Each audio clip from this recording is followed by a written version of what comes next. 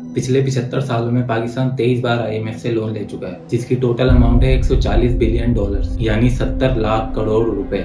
जी हाँ, ये इम्पॉसिबल सी रकम वाकई में एग्जिस्ट करती है, जो कि हमारे पॉलिटिशियंस अब तक आईएमएफ से कर्जा लेकर खा चुके हैं, जिसमें से 15% डिक्टेटर्स ने, 9% पीटीआई ने, 32% पाकिस्तान मुस्लिम लीग नून ने और सबसे ज्यादा 44% पाकिस्तान पीपल्स पार्टी ने लिए। ये इतना पैसा है कि अगर पूरे पाकिस्तान को इसके लोगों समेत बेच भी दिया जाए तब भी ये कर्जा उतारा नहीं जा सकता। ये इतना पैसा है कि पाकिस्तान की पूरी जमीन पर 100 वाले नोट्स बिछा दिए जाएं तो जमीन खत्म हो जाए, लेकिन ये पैसा पूरा ना हो। लेकिन अफसोस, ये सारा पैसा सिर्फ चंद लोगों के स्विस अकाउंट्स में ब्लैक मनी बन के पड़ा हुआ है और एक आम पाकिस्तानी अपनी मंथली इनकम का 30% हिस्सा इन्फ्लेशन और बाकी का 70% महंगी बिजली और पेट्रोल खरीदने में खर्च कर देता है। अब आप सोचेंगे कि जब इतना पैसा लूट ही लिया है तो और महंगाई करने की क्या जरूरत है। लेकिन मेरे दोस्तों, महंगाई गवर्नमेंट नहीं बल्कि कोई और करता है।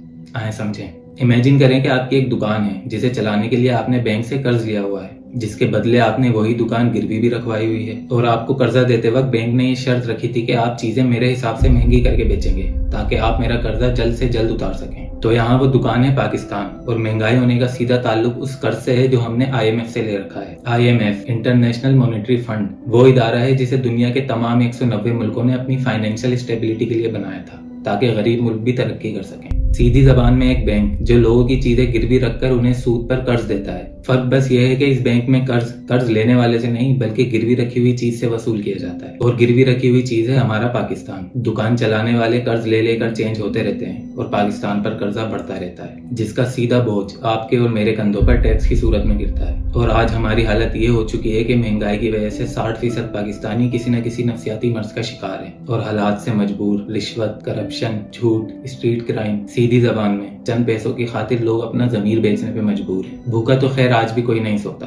लेकिन पेट भरने की जुस्तजू में हराम और हलाल का फर्क खत्म होता जा रहा है। लेकिन जिनका पूरा मुल्क ही सूद पर चल रहा हो, उनका हलाल और हराम से क्या लेना देना। लेकिन फिर भी इस सूद पर चलने वाले मुल्क को हम इस्लामी जरूर कहते हैं, जहाँ एक पंक्चर वाले से लेकर एक वजीर आजम तक सबके सब चोर हैं। लेकिन आपको 14 अगस्त पर बेजिज लगाए टीवी एंकर, सड़कों और कायदे आजम के मदार पर झंडा लहराते कुछ मुनाफिक लोग जरूर देखने को मिलेंगे, जो बाकी के 364 दिन इसी झंडे को अपने पैरों के नीचे रोनते हुए नजर आते हैं। इंडिया से मुकाबला करना तो दूर, 1971 में हमसे आजादी लेने वाला बांग्लादेश भी हमसे बहुत आगे निकल चुका है। उनकी करेंसी का एक बांग्लादेशी टका आज पाकिस्तानी 3 रुपए के बराबर है। हम लिटरेसी रेट में दुनिया के 190 मुल्कों में 172वें नंबर पे आते हैं, यानी सूडान और नाइजीरिया जैसी कंट्रीज से भी पीछे। अब मैं खुसूसी तौर पर government officers, police department, army और रेंजर्स के एहलकारों से मुखातिब हूँ। अगर आप में से किसी तक भी मेरी आवाज पहुंच रही है तो अब जो मैं कहने जा रहा हूँ उसे बहुत गौर से सुनिएगा। ये वो अल्फाज हैं जिन पर आपके बच्चों की सांसें टिकी हैं। डेमोक्रेसी यानी जमहूरियत सिर्फ उन मुल्कों में कामयाब होती है जहाँ पढ़े लिखे बाशऊर लोग रहते हैं। 80% पाकिस्तानियों को तो जमहूरियत का मतलब तक नहीं पता, शायद आप भी उनमें शामिल हों। तो गवर्नमेंट चाहे किसी की भी आ जाए, डेमोक्रेसी के रहते कोई पॉलिटिकल पार्टी ये कर्जा उतार ही नहीं सकती, बल्कि उल्टा उनको इस मुल्क को चलाने के लिए और कर्जा लेना पड़ेगा, जिससे हम और भी गहराई में धंसते चले जाएंगे और एक दिन पाकिस्तान ही बिक जाएगा। हमारे पास बस अब सिर्फ एक उम्मीद है और वो है इस्लाम। सिर्फ इस्लाम ही इस मुल्क में इनकलाब ला सकता है। आपको हो सकता है सुनकर बुरा लगे, लेकिन हम मुस्लिम नहीं, नीम मुस्लिम हैं, और नीम मुस्लिम